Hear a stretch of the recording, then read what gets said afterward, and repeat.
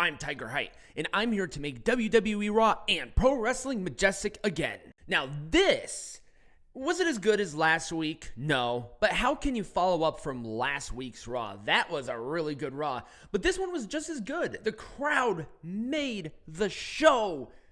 God, I don't know what was in their coffee. I have no clue, but whatever it was, it's working.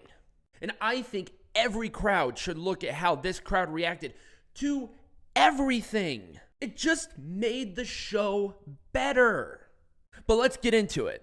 So we kicked off with Drew McIntyre having an absolute moan about losing to Rollins. But instead of blaming himself, he kind of did. Because he said he got a little overzealous and Rollins' foot got on the ropes, which it did. And I think his crazy ass pin is definitely worth it. But then he turns it around and says that he needs to focus on himself. Now, the question there is, focus on what? Maybe don't be overzealous?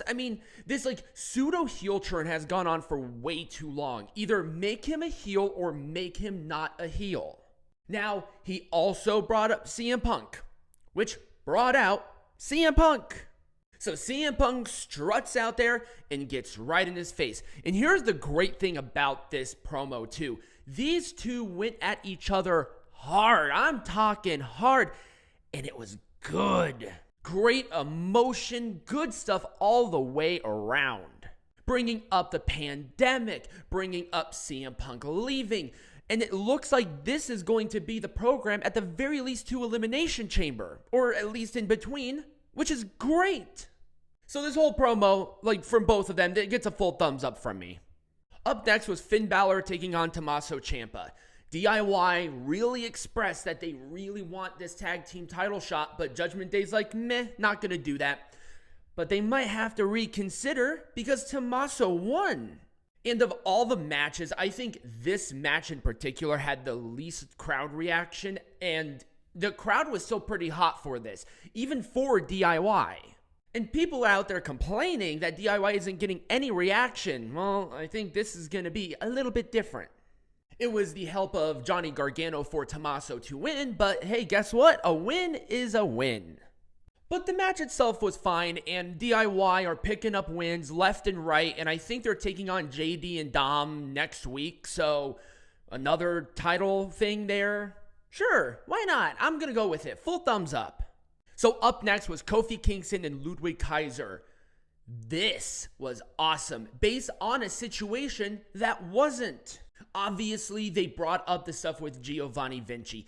And yeah, I complained about that before. And I still have somewhat of a problem of taking advantage of a very serious injury here. But the person is not involved directly. Giovanni is out. And with Ludwig, he showed an aggression here. It was a double countout. They continued to fight. And finally, Ludwig got the advantage, hitting Kofi a couple of times in the head, basically knocking him through a loop. It was kayfabe, so, I'm kind of on the fence about it. But then Gunther is coming back next week. I'm going to assume that they're bringing him back a little early because of what happened, but how is he going to be involved here with Kofi? Xavier and Big E are still out. I don't know. Anyway, I like the story told, but at the same time, I'm not the biggest of fans. I still do not like bringing in serious injuries and having them incorporated into a storyline. It's just off, but I think the aggression from Ludwig, at least to me, is somewhat better. So, Orange Cassidy thumbs up. Why not? So up next was Nia Jax, putting herself in the Women's Royal Rumble and saying that she's going on to win the Women's World Champion. And she said that specifically. Out comes Rhea Ripley. Rhea Ripley is basically a pseudo babyface because everyone's calling her mommy. It was loud. And in this rivalry, do you really think Nia Jax is going to be a babyface? Decent back and forth. Nia's getting better at promo. God bless it, it took that long. You know what? Better late than never, right? Anyway, the problem is that if Nia does not win, all of this boasting is going to be for naught. Just remember, you don't have to win the Royal Rumble to go for this title. They'll most likely book an Elimination Chamber match. They do that all the time. So, I'll give it an Orange Cassidy thumbs up. Why not? Oh my God, these women fucking crushed it, guys. Women's Tag Team Championship match. We have Katana Chance and Kayden Carter taking on Chelsea Green and Piper Niven. Their original match was perfectly acceptable. This match was good.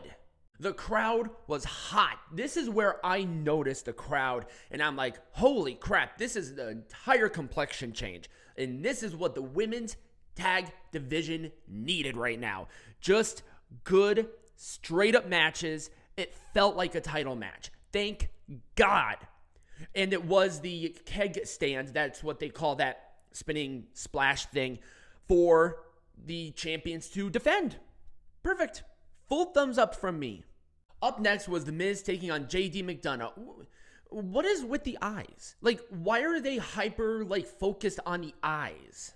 I'm assuming it has something to do with marketing, but this is just creepy. At least change his picture on the WWE website. That shit is ass.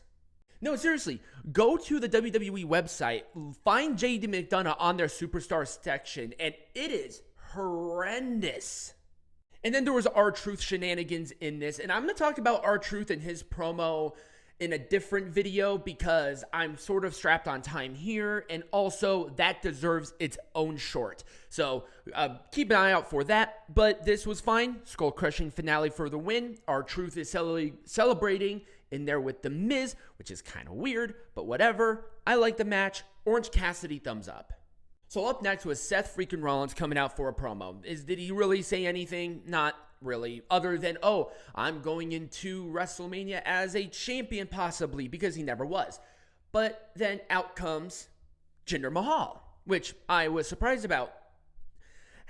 Do I like Jinder Mahal being pushed like this? Kind of. The guy is putting in work.